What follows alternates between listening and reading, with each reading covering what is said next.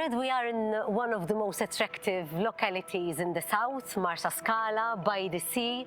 It's a locality that attracts a lot of first-time buyers. Why do you think that is? Yes, first of all, welcome to Marsascala, this beautiful seaside village. Why it attracts a lot of first-time buyers? I think mainly it's because the beauty of the place. Marsascala is built around the coast. So anywhere you live, you can walk to the promenade for a nice walk or a nice jog within minutes. Secondly, there's a huge choice of properties, a lot of new developments. Marsascala is a very young community. Maybe now we can see the second and third generation of residents that moved here in the 70s and 80s, but it's growing really, really fast.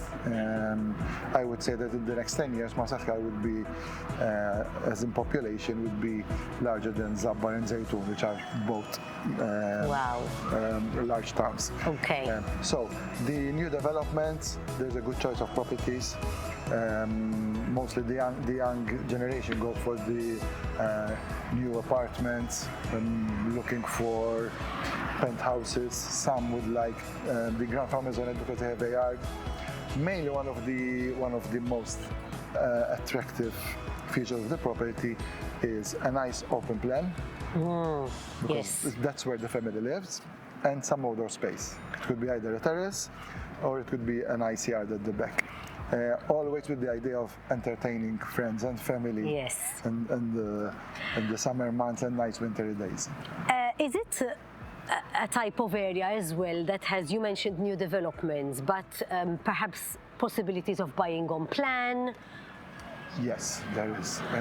Over the past years, the sales on plan were very popular. Now it's changing a bit. People would prefer go to the finished apartments, or at least already built blocks that are in the finishing stage. Okay. But there are still those daring ones that would go for the on-plan properties. I always suggest that they should consider on-plan properties. Most of the time, these are young couples. They have no rush. Exactly. They fix the price when they sign the promise of sale. So if it's finished between 2, 3, 4 years' time, the price would have gone up, and they're already seeing their investment Exactly. growing. They still have the opportunity to do some amendments in the property because it's still on plan. So there are a lot of advantages. What type of budgets are we looking at on the variety of? Mainly, I would say between 250,000 up to 380,000. So those are the most popular properties sold over the past years in the area. Very good. Now, this brings me to the first-time buyers, because there are schemes in place that one can benefit from if you are a first-time buyer. Can you tell me about them? Yes, definitely. The most popular one, and that have been going on for years now, is that for the first 200,000, there's no stamp duty to be paid. And then there's, on the balance, you pay with 5%. In the last budget, there were some other schemes that have been announced, but we're still waiting for the detail, and so that they will start being implemented. Because right now we're waiting for the white paper to be confirmed. So I don't want to speculate what will it be. But mainly the most attractive one was that the government will offer a €10,000 grant spread over the first 10 years to help the first-time buyers pay their mortgage.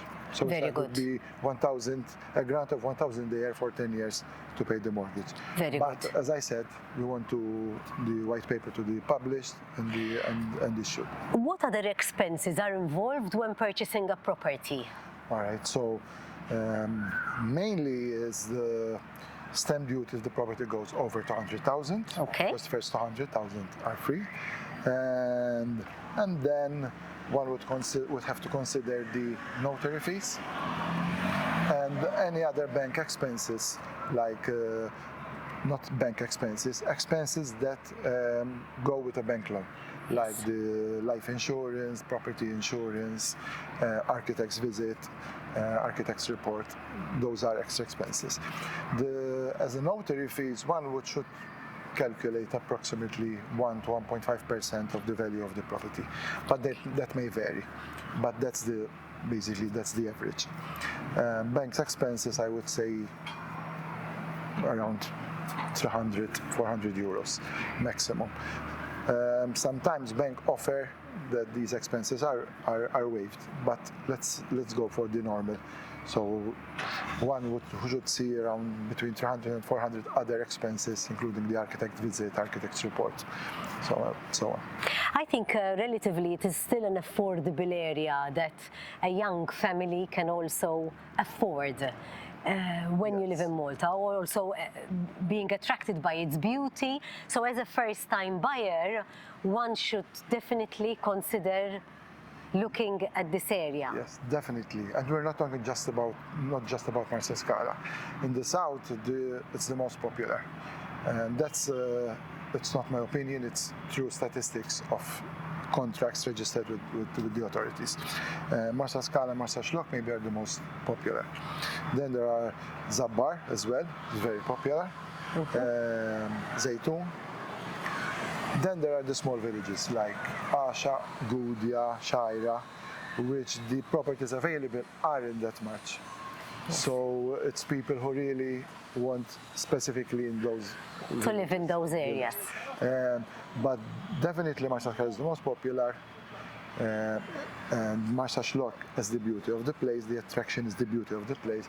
But then I would mention �𝘪𝘭𝘮, 𝘧𝘬𝘐𝘵 as the next ones. What type of properties can one find in the locality of Marsascala? Mainly it's apartments, penthouses, maisonettes, and then I would say terraced houses and villas, semi-detached or detached villas. But definitely the most popular are apartments, because in a block, let's say of 10, you'll have 6 apartments, 2 maisonettes and 2 penthouses. So there's always the larger percentage, the higher percentage of properties is apartments. Okay. We've seen a shift over the years. People would see that all the elements like sun, rain, wind would affect because it's on higher ground, it's on the top level. But then people start realizing the advantage of owning a penthouse. Nice terrace on the front. When you walk on the front, you don't see like the other balconies, but it's blue skies, maybe some view even from a distance, yes. Especially if it's on higher grounds. So now we're seeing that from a block, the first one sold is the penthouse, and then apartments and maisonettes depend on the taste of the individual. What about the villas? Are they the ones that have already been here, or yes. Space for new villas? No, I don't think there is space for new villas.